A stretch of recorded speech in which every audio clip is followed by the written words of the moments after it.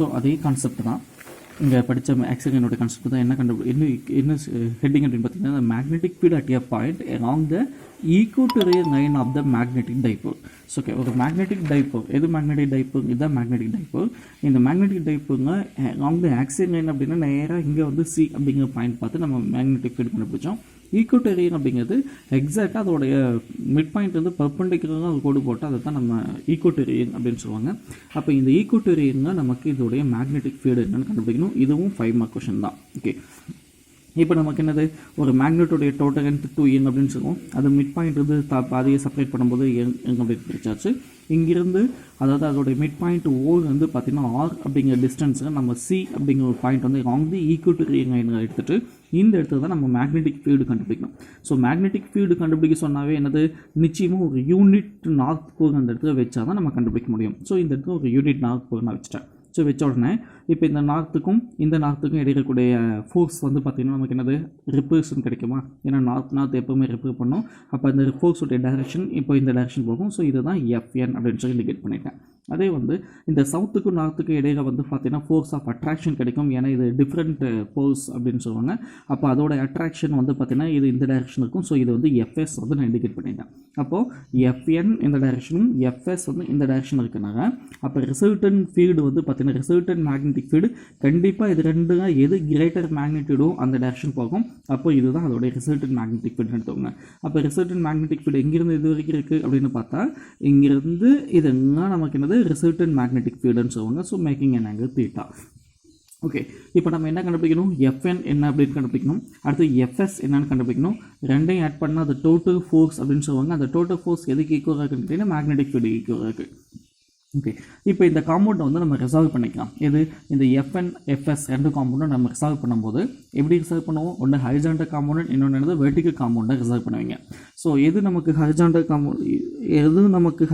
Compound அப்படின்னு கேட்டால் cos theta வந்து பார்த்திங்கன்னா ஹரிசாண்டல் காம்பவுண்டையும் சைன் தீட்டா வந்து பார்த்திங்கன்னா நமக்கு வந்து வெர்டிகல் காம்பவுண்டும் கிடைக்கும். அப்போது இது ரெண்டுமே நமக்கு வந்து பார்த்திங்கன்னா vertical compound FS sine theta, FN cos theta. இது ரெண்டும் பார்த்திங்கன்னா horizontal compound FN cos theta, இது எஃப்எஸ் காஸ் தீட்டா. இது வந்து ரிசல்டன் ஃபீல்டு அப்படின்னு சொல்லி வச்சுக்கோங்க. ஓகே, இப்போ ஃபஸ்ட் என்ன கண்டுபிடிக்கிறீங்க, ஃபோர்ஸ் ஆஃப் ரிப்பல்ஷன் பிட்வீன் இது ரெண்டு கிடைக்கும் நார்த்துக்கும் அண்டு யூனிட் நார்த்து போகும். இது இந்த நார்த்துக்கும் இந்த யூனிட் நார்த்துக்கும் இடையிடக்கூடிய ஃபோர்ஸ் ஆஃப் ரிப்பல்ஷன் என்னன்னு கேட்டால் அதோடைய வெர்டிகல் காம்பவுண்ட் ஹரிசாண்டல் காம்பவுண்ட் என்னது FS cos theta. Okay, vertical compound நமக்கு என்னது எஃப்என் சைன் தீட்டா. இது ஐ ஆக்சஸ், இது வந்து எக்ஸ் ஆக்சஸ், இது வந்து ஒய் ஆக்சஸ்ன்னு வச்சுக்கோங்க. எக்ஸ் ஆக்சஸ் ஒய் ஆக்சஸ் ரெண்டும் ஆப்போசிட். இந்த எஃப்என் எஃப்எஸ் ஆப்போசிட் இருக்குனாங்க மைனஸ் போட்டிருக்கு. ஓகே, எஃப்என் அப்படின்னு சொன்னாவே ஃபோர்ஸ் வந்து μ0/4 qm/r ஸ்கொயர், டிஸ்டன்ஸ் வந்து ஆர் ஸ்கொயர் நான் எடுத்துக்கும். ஸோ ஜஸ்ட் டிஸ்டன்ஸ் வந்து ஆர் ஸ்கொயர்னோட ஒரு ஆர் டேஷ் ஸ்கொயர் அப்படின்னு எடுத்துக்கோங்க. அதுதான் நம்ம கண்டுபிடிக்கணும். அடுத்தது ஃபோர்ஸ் ஆஃப் அட்ராக்ஷன் பிட்வீன் எது ரெண்டுக்கும் சவுத்துக்கும் யூனிட் நார்த்துக்கும், இந்த சவுத்துக்கும் இங்கே வச்சிருக்கக்கூடிய யூனிட் நார்த்துக்கும் இருக்கக்கூடிய ஃபோர்ஸ் ஆஃப் அட்ராக்ஷன் கேட்டால் அதே மாதிரி அதோடைய வெர்டிகல் காம்பவுண்ட் அதோடைய ஹரிசாண்டல் காம்பவுண்ட் பெறுவீங்க. அப்போ அதோடைய வெர்டிகல் காம்பவுண்ட் என்னது minus FS cos theta. Okay, horizontal compound என்னது எஃப்எஸ், இது சைன் தீட்டா. இது ரெண்டுமே நமக்கு வந்து இதோடைய வெர்டிகல் ஹரிசாண்டல் காம்பவுண்டை பிரிச்சிட்டோம். ஓகே, இப்போ நெட் ஃபோர்ஸ் வேணும்னு என்னது எஃப்என் எஃப்எஸ் ரெண்டு ஆட் பண்ண போகிறீங்க. அப்போ எஃப்என் எஃப்எஸ் ரெண்டும் ஆட் பண்ணால் அது டோட்டல் ஃபோர்ஸ்னு சொல்லுவீங்க. அந்த டோட்டல் ஃபோர்ஸ் எதுக்கு ஈக்குவலாக இருக்குது, மேக்னெட்டிக் ஃபீல்டுக்கு ஈக்குவலாக இருக்குது. இப்போ நமக்கு இந்த FN sine theta FS sine theta ரெண்டு பார்த்தீங்கன்னா ஈக்குவல் மேக்னிடியூடு. இது 10 அப்படின்னா இதுவும் 10ஆக தான் இருக்கும். இது 20னா இதுவும் 20 தான். ரெண்டுமே ஈக்குவல் மேக்னிடியூடு. பட் டைரக்ஷன் பார்த்தீங்க எக்ஸாக்டாக நமக்கு எப்படி போயிட்டு இருக்கு, ஆப்போசிட்டுக்கு போயிட்டு இருக்கா. அப்போ இது ரெண்டுமே நமக்கு என்ன ஆகும்னு கேட்டிங்கன்னா கேன்சல் ஈச் அதர். அப்போ எஃப்என் சைன் தீட்டாவும் எஃப்எஸ் காஸ் சைன் தீட்டாவும் ரெண்டுமே கேன்சல் ஆகிடுச்சு. அப்போ இருக்கக்கூடியது என்னது எஃப்என் காஸ் தீட்டாவும் எஃப்எஸ் காஸ் தீட்டா மட்டும்தான். வெர்டிகல் காம்பவுண்ட் கேன்சல் ஆகிடுச்சு. எது மட்டும்தான் இருக்குது, ஹரிசாண்டல் காம்பவுண்ட் மட்டும்தான் இருக்குது. ஸோ அதை மட்டும் நம்ம ஆட் பண்ணால் முடிஞ்சது. இதை எஃப்என் எஃப்எஸ்ஸும் ஆட் பண்ணால் முடிஞ்சது. இங்கே எஃப்என் எஃப்எஸ் ரெண்டுமே ஈக்குவலாக இருக்குனால நம்ம இந்த இடத்துல என்ன எடுத்துக்கலாம், 2f என்னது காஸ் தீட்டா எஃப்என்னோ இல்லை எஃப்எஸ்ஸோ ஏதோ ஒன்று எடுத்துக்கலாமா. அப்போ என்னது 2fn காஸ் தீட்டா ரெண்டுமே டைரக்ஷன் ஆப்போசிட் இருக்குனாங்க மைனஸோட இண்டிகேட் பண்ணியிருக்கு. அப்போ 2 இன்ட்டு எஃப் நமக்கு என்னப்பா எஃப்என் எஃப்எஸ் ரெண்டு ஒன்று தான் μ0/4 qm/r dash squared into cos theta. So இந்த ஸ்டெப் மட்டும்தான் முக்கியம். கேட்டால் கவனிங்க, நம்ம எஃப்என் கண்டுபிடிச்சாச்சு, எஃப்எஸ் கண்டுபிடிச்சாச்சு. ரெண்டையும் ஆட் பண்ணால் அது டோட்டல் ஃபோர்ஸ் அப்படின்னு சொல்லுவாங்க. டோட்டல் ஃபோர்ஸ் எதுக்கு ஈக்குவலாக இருக்குது, மேக்னெட்டிக் ஃபீல்டுக்கு ஈக்குவலாக இருக்குது. அப்போ மேக்னெட்டிக் ஃபீல்டு வந்து டோட்டல் ஃபோர்ஸ் இந்த சைன் தீட்டா ரெண்டுமே நம்ம கேன்சல் ஆகிடுச்சு, காஸ் தீட்டா காம்பவுண்டட்ஸ் மட்டும் தான் ஆட் பண்ணுவேன். அப்போ எஃப்என் எஃப்எஸ் ஆட் பண்ணுறீங்க, எஃப்என் எஃப்எஸ் ரெண்டுமே ஈக்குவல், அதனால் 2FN அப்படின்னு எடுத்துக்கலாம், 2FS எப்படின்னு எடுத்துக்கலாம். ஸோ அதை சப்ஸ்டியூட் பண்ணி அப்படியே போட்டுருக்கு. ஓகே, இப்போ இந்த ஆர் டேஷ் ஸ்கொயர்ட் கண்டுபிடிக்கலாமா? இந்த ஆர் டேஷ் ஸ்கொயர்ட் எப்படி கண்டுபிடிக்க போகிறீங்க? எந்த ஆர் டேஷ் ஸ்கொயர்டு? இதுதான் ஆர் டேஷ் ஸ்கொயர், ரைட்? இந்த டிஸ்டன்ஸ் வேணும்னா நம்ம என்ன செய்யலாம்? பிதாகரஸ் தேற்றம் யூஸ் பண்ணிக்கலாமா? அப்போ இந்த டிஸ்டன்ஸ் என்ன பிதாகரஸ் தேற்றம் படி எதை எடுத்துக்கலாம்? R square. ஓகே, பிதாகரஸ் தேற்றம் நிறைய படிச்சது தான். Okay, R square plus L square அப்படின்னு போட்டால், பிதாகரஸ் தேற்றம் யூஸ் பண்ணி ஆர் ஸ்கொயர் ப்ளஸ் எல் ஸ்கொயர்னு போட்டால் இந்த டிஸ்டன்ஸ் நமக்கு வந்து கிடைக்கும். அப்போ சப்ஸ்டியூட் பண்ணிக்கோங்க. எது? அந்த ஆர் டேஷ் ஸ்கொயர் வந்து நான் என்னது டிஸ்டன்ஸ் சப்ஸ்டியூட் பண்ணிட்டேன். R square plus L square into cos தீட்டான்னு இருக்குது. அப்போ நம்ம ஆர் டேஷ் ஸ்கொயர் கண்டுபிடிச்சிட்டோம். நெக்ஸ்ட் காஸ் தீட்டா கண்டுபிடிக்கலாமா? ஓகே, காஸ் தீட்டா எப்படி கண்டுபிடிக்க போகிறோம்? இங்கே எனக்கு தீட்டா இருக்குது, இங்கே எதையும் தீட்டா எது வேணால் எடுத்துக்கலாம். ஸோ இங்கே ஃபார் எக்ஸாம்பிள் தீட்டா எடுத்துட்டேன். இப்போ எடுத்துகிட்ட காஸ் தீட்டாவுடைய ஃபார்ம் என்னது? காஸ் தீட்டா ஈக்குவல் டு என்னது? அட்ஜசன்ட் சைடு டிவைடட் பை ஹைபோடென்ஸ்னு சொல்வீங்களா? எது அட்ஜசன்ட் சைடு? நமக்கு இதுதான் adjacent side, L divided by இது ஹைபோடென்ஸ், இதுதான் நமக்கு இந்த ஹைபோடென்ஸ் எது அதிகமாக இருக்கும் அந்த ஹைபோடென்ஸ் சொல்வீங்க. இந்த டிஸ்டன்ஸ் தான் நமக்கு இங்கே என்ன கண்டுபிடிச்சோம்? R square plus L square கண்டுபிடிச்சிங்களா? அப்போ இங்கேயும் என்ன வரும்? R square plus L square தான் கிடைக்கும்.